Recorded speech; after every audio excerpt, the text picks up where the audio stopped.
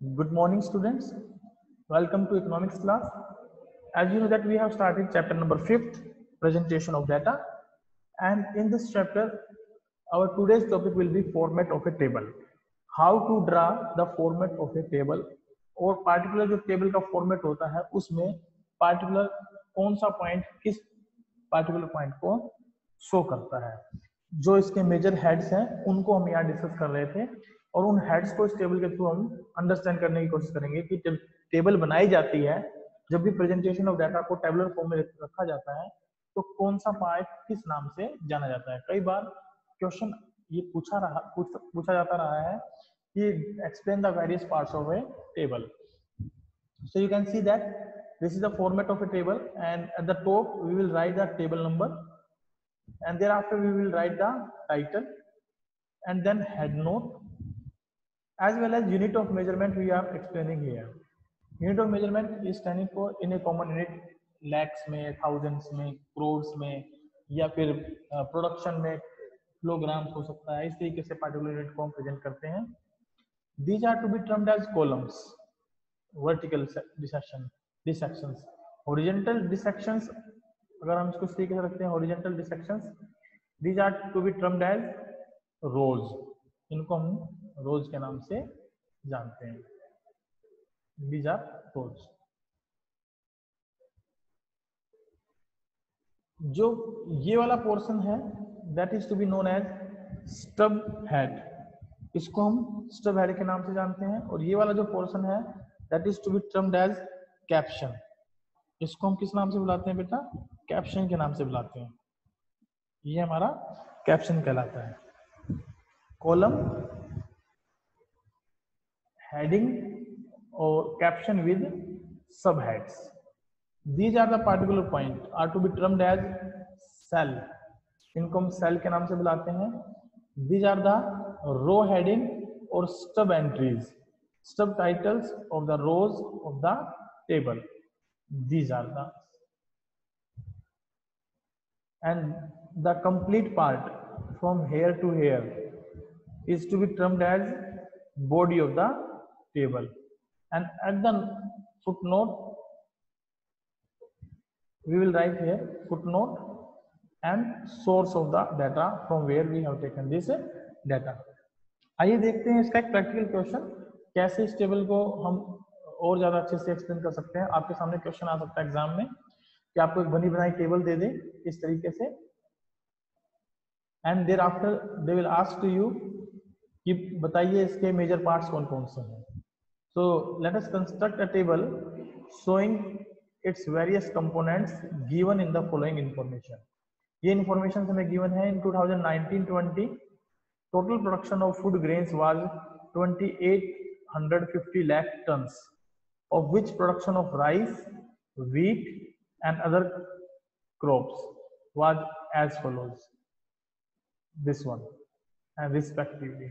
Percentage share of rice, wheat and other crops in total production of food grain was 40.84%, 35.86%, 23.30% respectively. So we have to prepare the table, and first of all we will write the table number. Table 1 is a tabular presentation of the given statistical information is as follows. Table 1 will be presented as, at the top we will write the title of the table, that is production of food grains in India 2019-20. This is the title, and this is the common units, total in lakhs, tons and percentage. This is to be termed as common units. इसको हम head note के नाम से भी जानते हैं, ये head note होता है। and this is your stub food grain, that is to be termed as stub, and this is your captions, सब headings, column headings, captions जिन्हें हम बोलते हैं सब headings के साथ। these are the captions where total quantity and percentage of total food grain and production are to be written. These are the rows, rice, wheat and other, and these are the subheads under the rows, subtitles you can say that, sub entries you can say that, or row headings. and this is your body. From this one part to this one part, this is your body of the table, and this is your footnote. In others, all remaining food grains are included, and this is the source from where we have taken the data. And you can write it in this form. Compare this table with the format of table to confirm the various components of a table as enjoined. Table number हमने देखा, सबसे ऊपर table number लिखा था, title number that is the head note, and sub head is food grain, and sub entries for the row columns, row sides are the rice, wheats and others, and column heading or caption with the sub heads are production and total quantity and percentage of total food grain production. Body of the table or the items or cell of the table are, these are the values that we have filled up in the columns, cells particularly. So this is your body, and at the down footnote पर हमने क्या लिखा बेटा? footnote पर था हमारा in others all the remaining food grains are included. ये हमने footnote दे दिया. जैसे हमने टेबल को मेंटेन किया तो टेबल में हमारा जो आखिरी में others का पार्ट था, that is to be termed as footnote. And under the economic survey source हमने लिखा इसका इकोनॉमिक सर्वे 2019-20 है, इसका इकोनॉमिक सर्वे है. Now there are some guidelines that how to be construct a good table. Guidelines for the construction of a table or features of a good table. Sometimes the question will be there, write the features of a good table. एक अच्छी table की features क्या होती है, explain करिए. तो आपके पास 5 से 6 नंबर का क्वेश्चन ये पूछा जाता है, तो 6 पॉइंट्स आपको जनरली एक्सप्लेन करने होते हैं. पॉइंट्स तो हालांकि हमारे पास जो है इसके अंदर 15-16 पॉइंट्स रहेंगे, लेकिन हमें एक्सप्लेन केवल उनमें से 6 या 7 पॉइंट करने होते हैं एज पर द मार्क्स. अगर 4 नंबर का क्वेश्चन आता तो 4 पॉइंट्स, 6 नंबर का आता तो 6 पॉइंट्स हमारे लिए सफिशिएंट रहेंगे. चलिए देखते हैं. Construction of table depends upon the objective of study. It also depends upon the wisdom of statistician. There are no hard and fast rules of construction of a table. Table को construct करने का कोई hard and fast rule नहीं है, लेकिन फिर भी हमारे पास कुछ इंपॉर्टेंट गाइडलाइंस है जिनको हमें ध्यान में रखना चाहिए. And these guidelines are the features of a good table. और ये गाइडलाइंस ही हमारी एक टेबल की फीचर से बनती है. इसमें पहली फीचर है हमारे पास कंपैटिबल टाइटल. कंपैटिबल टाइटल का मतलब होता है कि टाइटल ऐसा होना चाहिए जो कि ऑब्जेक्टिव स्टडी को क्लियर कर सके. Title of the table must B compatible with the objective of the study, and the title should be placed at the centre of the table, top centre of the table. जैसे ही हम कोई table prepare करते हैं तो उस table में जो हमारा टाइटल होता है बेटा,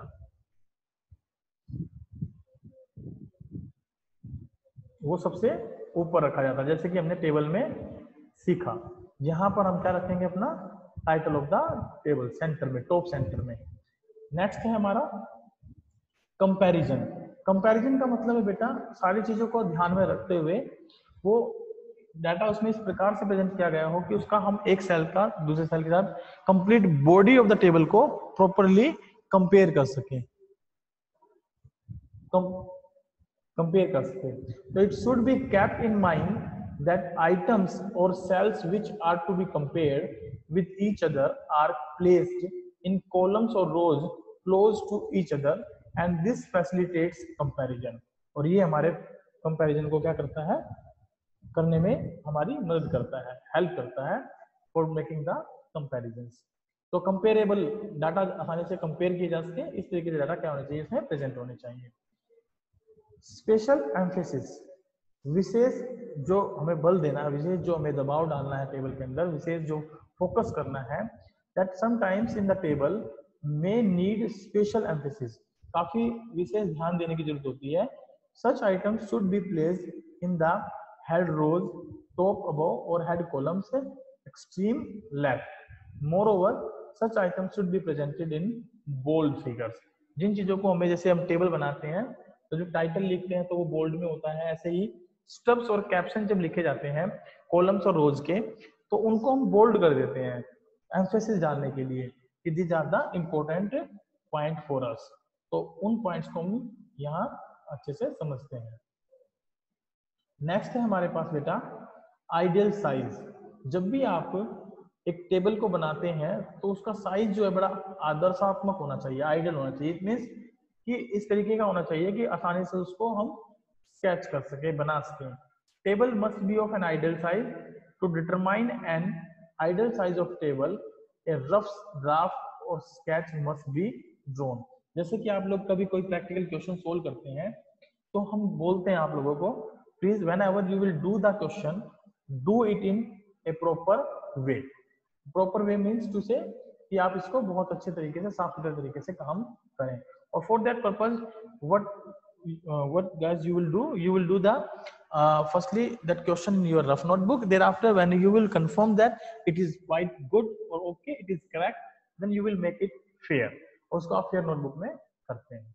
तो इसी तरीके से जब भी हमें कोई टेबल बनानी है तो एक रफ स्केच हमारे माइंड में होना चाहिए, हम उसको ड्रा करके देखें और उसके बाद जब वो टेबल ड्रा हो जाए, सारे कॉलम्स हम एडजस्ट कर लें, then we will make it in a proper way. So rough draft will give an idea as how many rows and columns should be drawn for presentation of the data. Next one is stubs. Stubs जो होते हैं, जैसे कि हमें पता है रोज होती है हमारी, तो उन रोज को वो काफी लंबी होती है ना, क्योंकि ओरिजेंटल वे में होती है तो काफी लंबी होती है। तो उन रोज को क्योंकि लंबी होने की वजह से हम उनको पार्टिकुलरली पूरी रोज को देख नहीं पाते, उससे मीनिंग समझ नहीं पाते, तो हम स्टब्स रख देते हैं, जिससे हमें ये पता लग पाता है कि रोज के अंदर हमने क्या चीज प्लेस की है। स्टब्स में भी given at the right hand side of the table also. और इनको हम बेसिकली राइट हैंड साइड में भी हम इनको मेंशन करने की कोशिश करते हैं।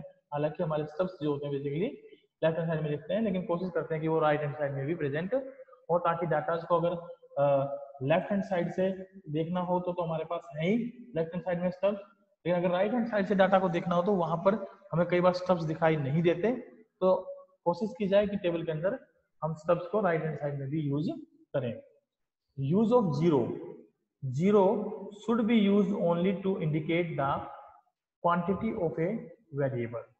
It should not be used to indicate the known availability of data. If the data are not available, it should be indicated NA or hyphen sign. अगर हम वहाँ जीरो लिख देंगे मान लीजिए, तो जीरो किसको रिप्रेजेंट करता है कि ये डाटा है ही नहीं, ये डाटा क्या है, जीरो है, यानी है नहीं का मतलब जीरो है। तो नॉन अवेलेबिलिटी ऑफ डाटा को जीरो से प्रेजेंट नहीं करना, उसको हम किससे प्रेजेंट करेंगे, हाइफन से। सॉरी, उसको हम जीरो से प्रेजेंट नहीं करेंगे, हाइफन से प्रेजेंट करेंगे या NA लिख के प्रेजेंट करेंगे, क्योंकि जीरो तो एक वैल्यू होती है। और पार्टिकुलरली मान लीजिए आप किसी प्लेस पर जीरो को पुट करते हैं तो it is to be assume that the data having the zero value. तो ऐसा करने से गलत होने की संभावनाएं बढ़ जाती हैं, टेबल सही से डाटा को रिप्रेजेंट नहीं कर पाती है। तो हम नॉन अवेलेबल डाटा के लिए क्या यूज करेंगे बेटा, या तो हाइफन यूज करेंगे या फिर हम लोग NA का साइन इंप्लीमेंट कर देंगे। Headings. Headings should generally be written in the singular form. For example, in the columns indicating good the word good should be used. तो हेडिंग्स जो होती है वो क्या होती है बेटा, बेसिकली सिंगुलर फॉर्म को रिप्रेजेंट करने के लिए होती है। मान लीजिए गुड्स जो है वो हमारा कॉलम में इंडिकेशन हुआ है, तो हम उसकी जगह गुड वर्ड यूज करें अगर हमें वो सिंगुलर फॉर्म में शो करना है तो। नेक्स्ट है एब्रीविएशन। एब्रीविएशंस क्या होती हैं, शॉर्ट फॉर्म्स, जैसे कि आप लिखते हैं ना अकाउंट के लिए A/C, that is your account. Debit के लिए DR, these are the abbreviations. तो use the abbreviation should be avoided, हमें इनको अवॉइड करना चाहिए टेबल के अंदर। Neither we use in headings or nor we use in subheadings of the tables. Short form of the word such as government, MP, monetary policy, etc. should not be used. As a signs as ditto should not be used in the body of the table. ये ditto होते हैं। ditto का मतलब जैसे मान लीजिए मैं MP use कर रहा हूँ, हमने यूज तो किया मॉनेटरी पॉलिसी के लिए, but it is also standing for Madhya Pradesh, right. तो उसमें हमारे पास जिस तरीके से अगर सिंबल यूज करते हैं तो कोई किसी को सिंबल को किसी तरीके से समझ सकता है, जिससे कि डाटा का गलत रिप्रेजेंटेशन हो सकता है। तो हमें जहां तक पॉसिबल हो एब्रीविएशन का कम से कम यानी ना के बराबर यूज करना चाहिए। नेक्स्ट है बेटा फुट नोट। फुट नोट जो है should be given only if required और नीडेड, अगर जरूरत है तो फुट नोट दें, अदरवाइज फुट नोट देने की जरूरत नहीं है। और however if footnote is to be given, तो ध्यान रखें उसके ऊपर हम एस्ट्रिक मार्क जरूर शो करें, ताकि क्लियर कट हो सके कि टेबल के अंदर जो एस्ट्रिक मार्क लगा है, स्टार का जो सिंबल लगा है, वो हमें ये बता सके कि भाई ये पार्टिकुलर जो फुट नोट है वो किस आइटम से रिलेटेड है, किस कंसर्न आइटम से वो मेल खाता है। नेक्स्ट है बेटा इसमें units. Units used must be specified above the columns. If figures are very large, units may be noted in the short form as 1000 hectare or 1000 tons. इस तरीके से हम इनको प्रेजेंट कर सकते हैं अगर जो यूनिट साइज जो है काफी लार्ज है तो। अब 1000 टन्स को लिखना काफी मुश्किल है, लेकिन अगर इस तरीके से लिखते हैं तो it's standing for 1000 tons total. In the table, subhead of items must be given at the end of each row, and grand total of item must be also noted. हमें सब जो टोटल्स होते हैं उनको भी दिखाना चाहिए, सब हेड नहीं है, टोटल था, subtotal of items must be given at the end of the each row as well as grand total of the items must be noted, ताकि बाद में अगर वेरिफिकेशन करनी पड़े तो हम इजीली वेरीफाइड कर सकें। नेक्स्ट है बेटा परसेंटेज और एंड रेशियो। हम डाटा में जब फिगर्स को प्रेजेंट करते हैं, generally figures are to be provided in the table, if it is possible then provide these figures into percentage form, and this makes the data more informative, ताकि data को और अत्यधिक informative यानी सूचनात्मक हमें जो है डाटा को बना पाए और सूचनात्मक ढंग से उनको प्रेजेंट किया जा सके। Extent of approximation. Approximation is standing for कि जो भी फिगर हम यूज करते हैं वो अप टू कंप्लीट पॉइंट होने चाहिए। If some approximate figures have been used in table, then extent of approximation must be noted, and this may be indicated at the top of the table as part of head note or at the foot of the table as footnote. approximation का मतलब है लगभग, जिसको हम बोलते हैं approx. अगर कोई डाटा जैसा है जो अप्रोक्सली प्रेजेंट किया गया है तो वो हमें नोट करना चाहिए या उसको हमें फुट नोट पर शो करना चाहिए। नेक्स्ट है source of data. Source of data की डाटा आपने उठाया कहां से, डाटा हमने लिया कहां से है, तो source of data must be noted at the foot of the table and it is generally noted next to the foot note.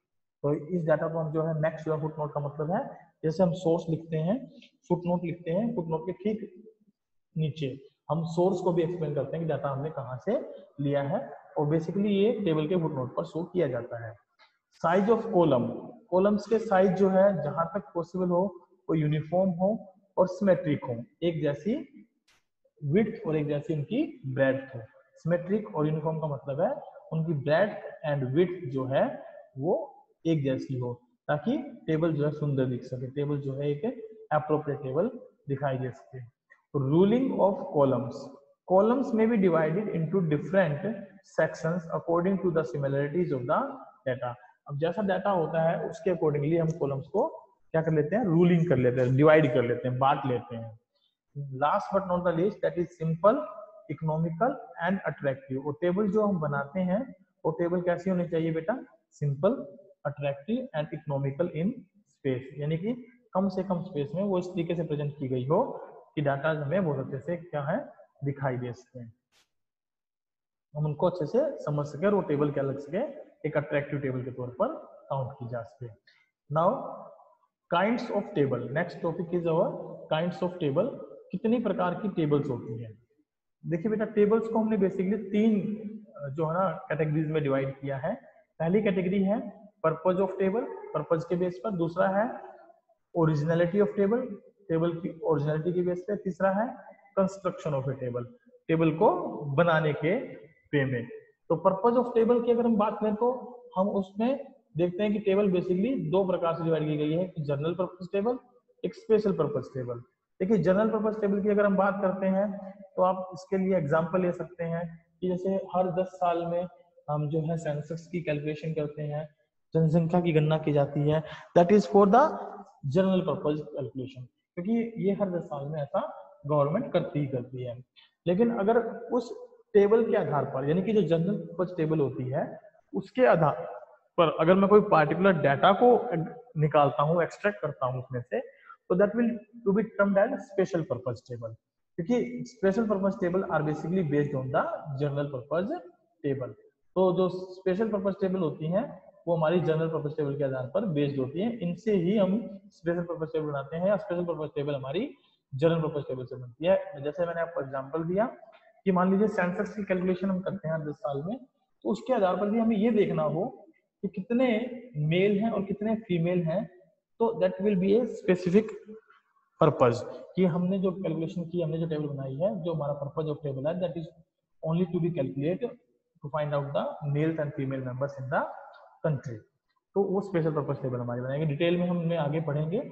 According to originality, वास्तविक डाटा के बेस पर अगर हम डाटा टेबल को जो है ना बिना किसी एनालिसिस के सिंपल डाटा टेबल प्रिपेयर कर रहे हैं, that will be termed as original table, तो उसे हम ओरिजिनल टेबल के नाम से कह सकते हैं। उसके आधार पर यदि हम कोई पार्टिकुलर इंफॉर्मेशन डिराइव्ड कर रहे हैं, that is to be known as derived table.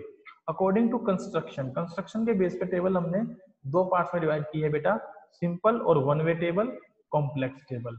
Simple और वन वे टेबल, सिंपल होती है जैसे आपने लिख लिया name of the student, marks of the students, और कॉम्प्लेक्स टेबल होती है जिसमें हम basically two way, three way और मैनीफोल्ड एस्पेक्ट्स में डाटा को प्रेजेंट करते हैं, डबल, ट्रेबल और मैनीफोल्ड टेबल्स के तौर पे इनको प्रेजेंट करते हैं। इन सभी के बारे में हम डिटेल से पढ़ेंगे और ये कैसे बनाई जाती है, इनके एग्जाम्पल्स का हम इनको सीखने की भी कोशिश करेंगे। Let us attempt a brief description of the various kinds of table, and this will topic we will discuss in our next class. So आज की क्लास को हम यहीं खत्म करते हैं। तो हमने क्या पढ़ा, अगर हम थोड़ा सा माइंड में तैयार करें तो today we have discussed about the various parts of the table via format of table। हमने एक टेबल ली, उस टेबल में अलग अलग हेडिंग्स को फाइंड आउट करने की कोशिश की और अलग अलग हेडिंग्स को प्रेजेंट करने की कोशिश की। इस तरीके का क्वेश्चन हमसे पूछा जा सकता है। दूसरा हमने पढ़ा what are the good qualities, features of a good table, एक अच्छी टेबल की अच्छी फीचर्स क्या होती हैं, या उसके एक अच्छी टेबल को प्रिपेयर करने की गाइडलाइंस क्या क्या होती हैं। तो वो हमने 16-17 गाइडलाइंस पढ़ी, उनके बारे में हमने डिस्कशन किया। तीसरा हमने पॉइंट देखा काइंड्स ऑफ टेबल, कि टेबल्स के प्रकार कितने होते हैं। तो टेबल्स को हमने 3 पार्ट्स में बेटा डिस्ट्रीब्यूट किया, पर्पज के बेस पे, ओरिजिनलिटी के बेस पे और कंस्ट्रक्शन के बेस पे, और इनमें भी हमने फर्दर क्लासिफिकेशन किया। तो दो दो प्रकार की टेबल्स होती हैं। अब इन टेबल्स के बारे में हम अपना डिटेल में लेक्चर नेक्स्ट क्लास में पढ़ेंगे। Till that thank you very much, have a good day, bye bye, take care.